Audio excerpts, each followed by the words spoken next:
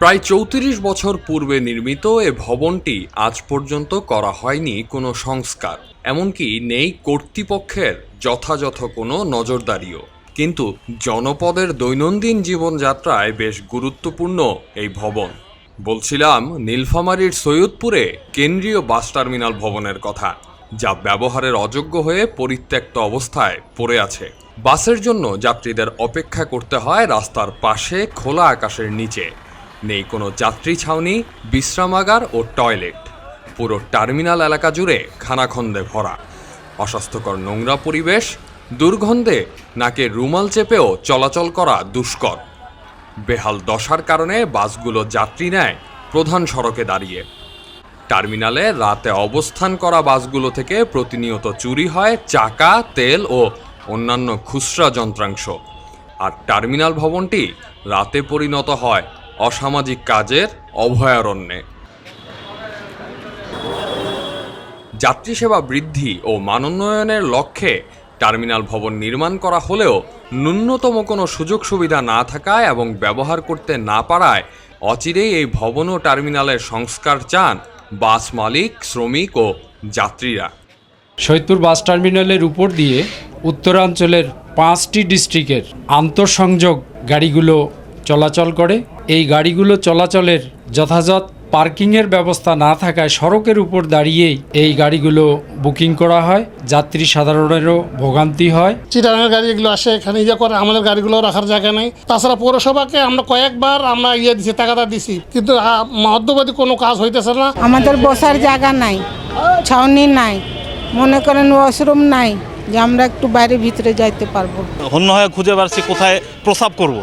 তো একজন আমাকে মসজিদ দেখাই দিচ্ছে, আরেকজন আরেকটা জায়গা দেখাই দিচ্ছে। আমি আমার ওয়াইফ বা আমার স্ত্রীকে নিয়ে তো আর মসজিদের মধ্যে যেতে পারি না। একটু বৃষ্টি হলে কাদা, বৃষ্টির জন্য চলাফেরা যায় না, গাড়ি নিচে নামাইতে পারে না। এ ভাঙা জরাজীর্ণ অবস্থা, এ দুর্দশার কথা বর্ণনা করা যায় না। ভাঙা চুরার জন্য গাড়ি ঢুকাতে পারি না টাইমে হলে, বৃষ্টি হলে পানি বান্ধে থাকে, গাথার জন্য গাড়ি নামাইতে পারি না। দুর্ঘটনা হইতে পারে, এই যাত্রীবাহী গাড়ি যে কোনো টাইমে গাড়ি উল্টে যেতে পারে, যে কোনো গাড়ি মারি দিতে পারে। সংস্কার করার দরকার কি এই টার্মিনাল। যোগাযোগের গুরুত্ব, যাত্রী সেবা, মালিক ও শ্রমিকের সুবিধার কথা বিবেচনা করে সৈয়দপুর বাস টার্মিনালকে আধুনিকীকরণের দাবি বাস মালিক সমিতির এই নেতার। আমরা শত চেষ্টা করে এটা উন্নয়ন করতে পারতেছি না। এখনো গাড়িগুলো ওখানে শুধু রাতে পার্কিং করা থাকে, সব রাস্তার মধ্যে। আপনি দেখবেন, এখন গেলে দেখুন, দিনাজপুর এই রাস্তায় আছে, রংপুর ওই রাস্তায় আছে, পার্বতীর ওই রাস্তায় আছে। টাইমের ব্যবহারের বুঝি কোনো জায়গা নাই। খানাখন্দতে ভরা, টার্মিনালটা পরিত্যক্ত। রাত্রে মা বন্দরে একটা জিক্সি ব্যাপার আছে, এখানে মাঝে মধ্যে ছোটোখাটো অল্পিত ঘটনাও ঘটছে। আমরা কাকে বলবো, কোথায় যাবো? আমরা এখন দিশেহারা হয়ে গেছি, আর কোনো উপায় নেই আমাদের। অথচ এখান থেকে আমরা নিয়মিত টোল দিয়ে যাচ্ছি। অনেকবার ধর্ণা দিয়েছি, অনেক কিছু বলছি, এমপি সাহেবকে বলছি, ডিজি সাহেবকে জানাইছি, সমস্ত বিভাগে জানাইছি, কোনো কাজ হয় না। তবে পৌরসভার প্রধান নির্বাহী প্রকৌশলী বলছেন, ইতোমধ্যেই টার্মিনালটিকে আধুনিকীকরণের জন্য RFTD প্রকল্পের আওতায় অন্তর্ভুক্ত করা হয়েছে। বরাদ্দ পেলেই কাজ শুরু হবে।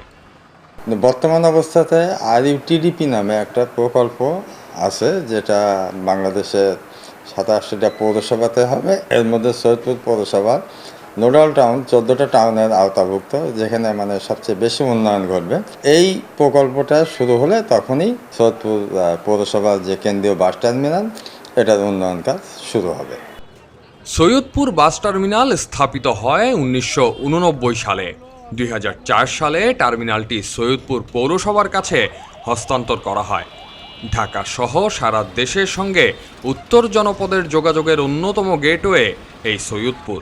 এই অঞ্চলের উপর দিয়ে দিনরাত শতাধিক আন্তজেলা বাস, মিনিবাস, লোকাল বাস সহ দূরপাল্লার কোচ চলাচল করে। প্রতিদিন এই টার্মিনাল দিয়ে সারা দেশে প্রায় 10,000 মানুষ যাতায়াত করেন। তাই অতি দ্রুত এই টার্মিনালের যথাযথ সংস্কার চান জেলাবাসী। এলো খবরের কাগজ, নিখাত, নির্ভীক, নিরপেক্ষ।